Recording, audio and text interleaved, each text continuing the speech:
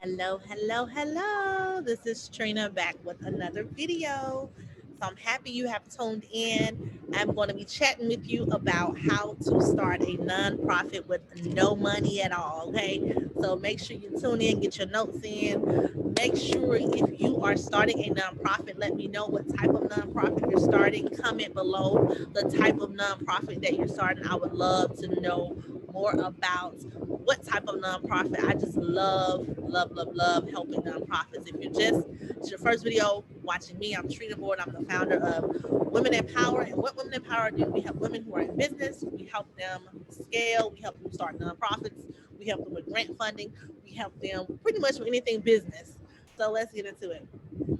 So I'm going to be speaking with you today on how to start a nonprofit with no money. Okay. But I do want to say before I get into it, um, I am going to kind of briefly talk about some ways that you can raise money to start a nonprofit. Of course, you can. Um, you don't have to. I'm not gonna say you don't have to get a 501c3. My last video, I tell you that you definitely need to want to have a 501c3. That's something that you need to have in order to receive funding. But starting the money with no without starting a nonprofit with no money, um, some things that you can do. So first thing you want to do is you want to contact um, your local politicians. So um, you have your county politicians, you have your city council. So you have these people that can actually help you with funding. So they have what you call discretionary funding.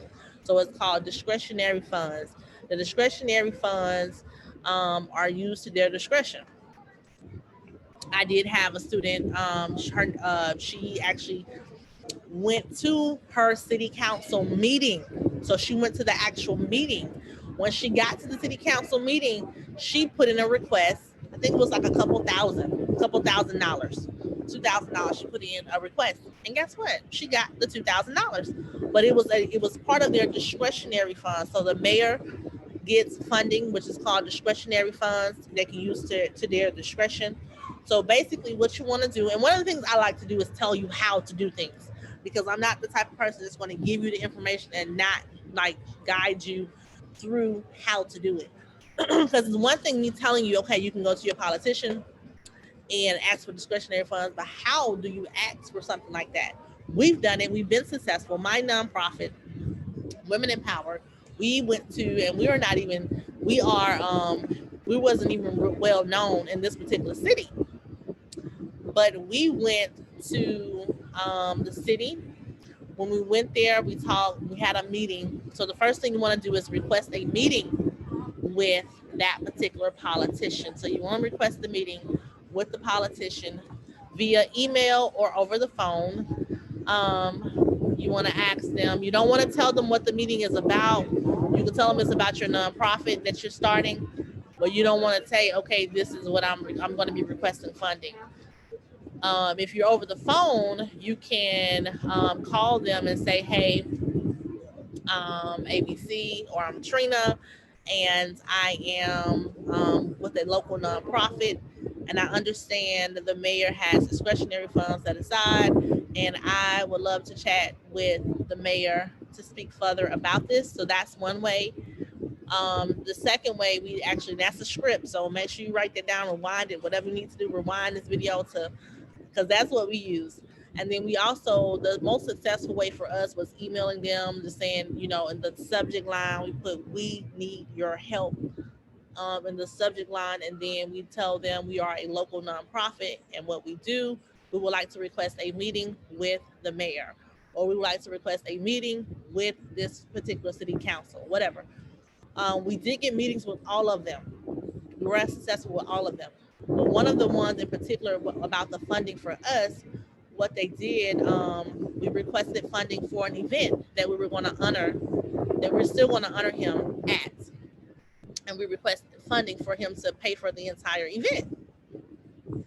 So that's one thing that you can do when you are starting your nonprofit is request funding to be able to pay for your paperwork.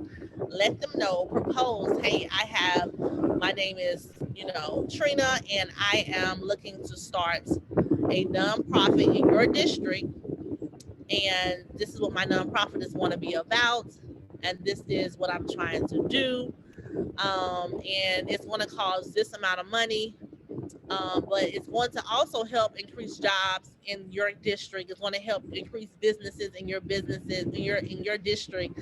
So you want to make sure you let them know it's going to be benefiting their particular district.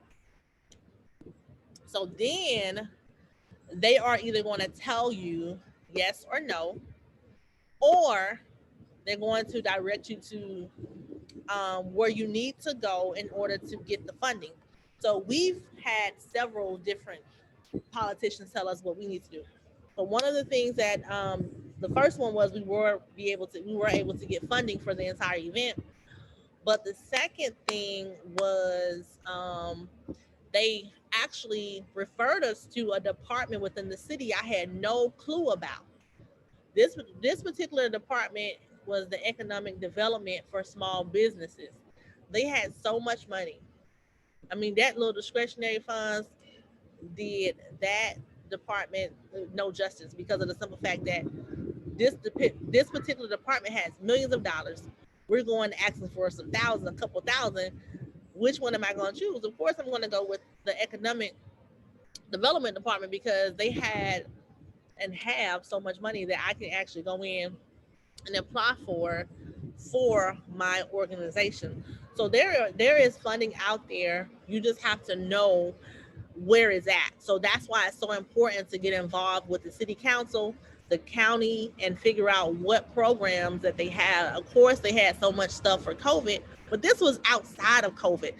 And then some of it was even dealing with COVID that we had no clue. Of course, each city, state, and council, or city, state, and county had funding for COVID that they were giving out, but this was like little money. But this particular lady was telling me about $250,000 per business that I had no clue about.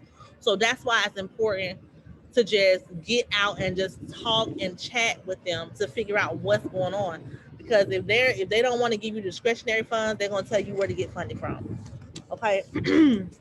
So this is how to start a nonprofit with no money is by basically asking for it through your local county government, um, the discretionary funds. That's one way. The second way to start a nonprofit with no money, because you're going to need money in order to start a nonprofit. You're going to need money for your paperwork. You're going to need money for your state paperwork. You're going to need money for your 501c3. You're going to need money for whatever it is that you're doing. You're going to need money for it, okay?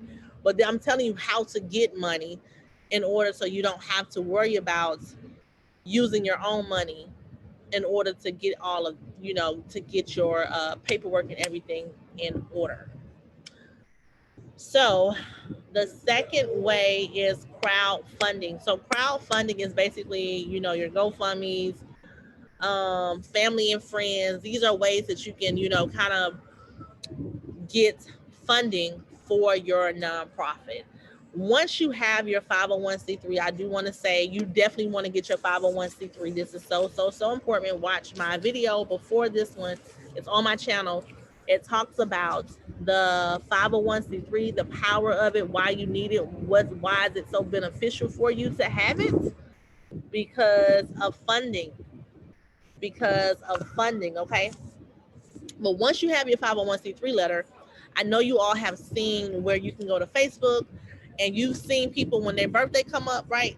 They have a birthday on Facebook, and Facebook actually asks you, do you want to donate to a certain nonprofit? They have mostly their little nonprofits that the bigger ones that they know about, but you can put your nonprofit on Facebook and have your family and friends donate donate to your nonprofit, but also share your nonprofit on their Facebook for other people to donate. One of my members, she did that for Women in Power. I didn't even know she did it, and they sent me a check in the mail. I didn't even know. But I do want to point out that you have to have your 501c3 for this one, for Facebook donations. Okay? You do need it for Facebook donations. You need to have that 501c3, not for the discretionary funds, not for the politicians. You don't need the 501c3 for that, but you're going to need it for the Facebook donations or your family and friends to share on their page. But I do have a course right now out that you can purchase, you can register for. It's very inexpensive. Of course, you're going to get your investment back, but it is going to show you step by step on how to get your 501c3 step by step. It's a guarantee that you're going to get your letter in this particular training. So I encourage you to get the letter. It's in the link description below. Make sure you comment below once again what type of nonprofit that you are wanting to start. I look forward to seeing you again. Make sure you get the course. Don't delay. I want to thank you all for watching. Make sure you also subscribe. Share this video with someone if you think it was going to help them. If you know someone who's trying to start a nonprofit and they need information, share my channel with them, share videos with them so they can get more information on how to do this. But thank you all for watching and have a great one.